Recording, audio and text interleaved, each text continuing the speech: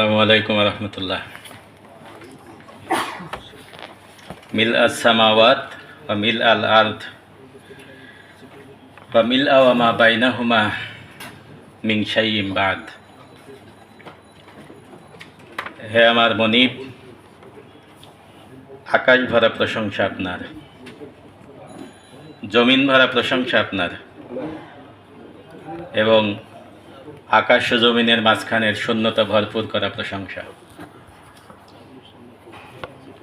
বিদায় অনুষ্ঠানের বক্তব্য আমি খুব ভয় পাই, কথা এলোমেলো হয়ে যায়, হক আদায় করে কথা বলা যায় না। কারণ মানুষ প্রশংসা এবং নিন্দা উভয়টাতেই ইনজাস্টিস করে। প্রশংসা করতে গিয়ে বলে যে অমুক ব্যক্তি ছাড়া, শুধুমাত্র আপনার দ্বারাই এটা সম্ভব, আপনি ছাড়া এটা হতো না। আবার নিন্দা করার সময় বলে যে এই লোকের কারণেই এটা হয় নাই, অমুক স্যার আপনার জন্য, শুধু আপনি ছিলেন জন্য এটা হয়েছে। বরং বাক্যটা হবে আল্লাহ তাআলা আপনাকে তৌফিক দিয়েছিলেন। ইসলামের পঞ্চম খলিফা যাকে বলা হয় উমর ইবনে আব্দুল আজিজ, ইরাকের এক মহিলা আসছে তার অবিবাহিত 4টা মেয়ের বিয়ে দেওয়ার জন্য।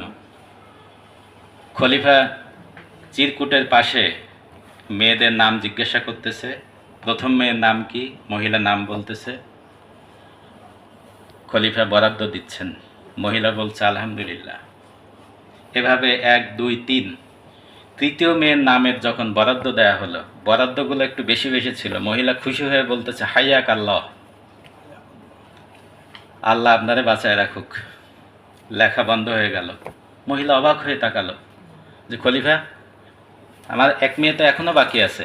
খলিফা বললেন, বাইতুল মালের ফান্ড, যার ফান্ড তোমাকে বরাদ্দ দিচ্ছিলাম, তুমি তার প্রশংসা করতেছিলে, এখন আমার প্রশংসা করছে, আমার কলম আর চলবে না।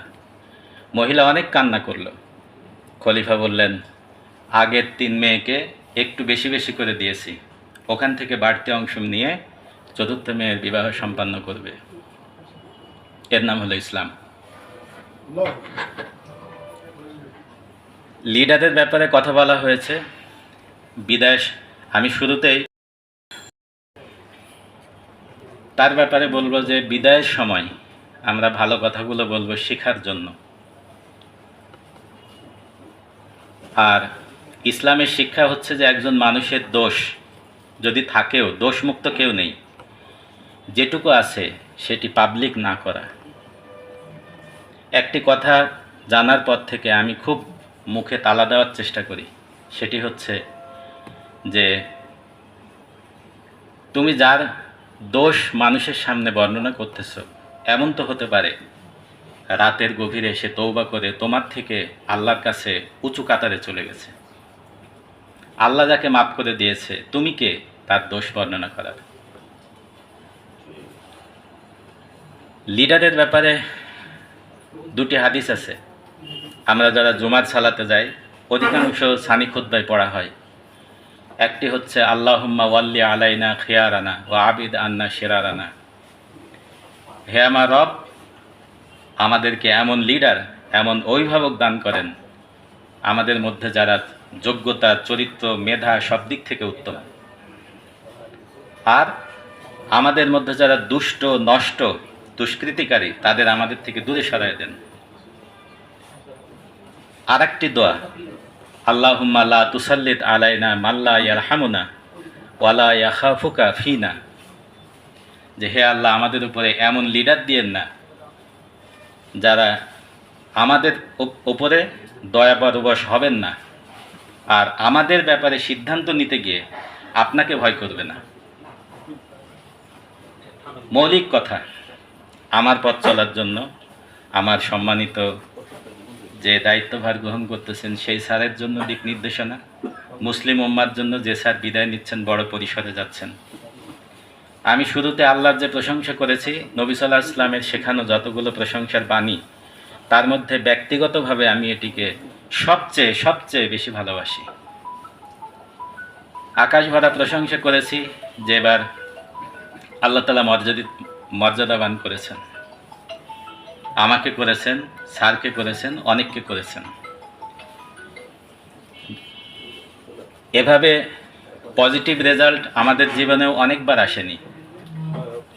যখন মন বেশি খারাপ হয়েছে তখন নবী সাল্লাল্লাহু আলাইহি ওয়াসাল্লামের একটি হাদিস আমাকে উৎসাহ দিত। ছোট্ট হাদিস, বাট অ্যাটমিক পাওয়ারফুল। ইন্নামার রিস্ক ইয়াতলুবুন নাস কামা ইয়াতলুবুল মাউত। রিস্ক মানুষকে ওইভাবে খুঁজে বেড়ায় যেভাবে মৃত্যু মানুষকে খুঁজে ফিরে। আপনার জীবনে রিস্কের একটি অংশ তো হচ্ছে পদোন্নতি। হওয়া না হওয়া এটি মৃত্যুর মতোই আপনার জীবনে অবধারিত। আজকে বিদায় বেলায় আমার একটা রবীন্দ্রনাথের 4 লাইনের কর্তব্য গ্রহণ কবিতাটি খুব মনে পড়ে। কে লইবে মোর কার্যভার, কহে সন্ধ্যা রবি, শুনিয়া জগৎ রহে নিরুত্তর ছবি। মাটির প্রদীপ ছিল সে কহিল স্বামী, আমার যেটুকু সাধ্য করিব তা আমি। যে স্যার বিদায় নিচ্ছেন, আপনি চিন্তিত হবেন না। আমরা মাটির প্রদীপ আছি, দোয়া আমি করেই ফেলেছি। তারপরেও নবীজির শেখানো এই লোভনীয় হাদিসটি বলেই শেষ করে দেই। নবীজি বলছেন, যখন তোমাদের প্রশংসা করা হয় তখন তোমরা মুগ্ধ হয়ে যেও না। তোমরা এটা বলবে, আল্লাহুম্মা লা তাখুযুনি বিমা ইয়াকুলুন। হে আমার রব, এরা যা বলল এই বিষয়ে আমাকে পাকড়াও করো না। ওয়াগফিরলি মা লা ইয়াযুন্নুন মা লা ইয়ালামুন। আর আমাকে মাফ করে দিন যে সমস্ত অপরাধের খবর এই উপস্থিতি জানে না। ওয়ারফানি মা লা ইয়াযুন্নুন। আর আমার মর্যাদাকে এত উঁচুতে তুলে দিন যারা আমার সামনে উপবিষ্ট লোকেরা ধারণাও করতে পারে না। আসসালামু আলাইকুম ওয়া রাহমাতুল্লাহ।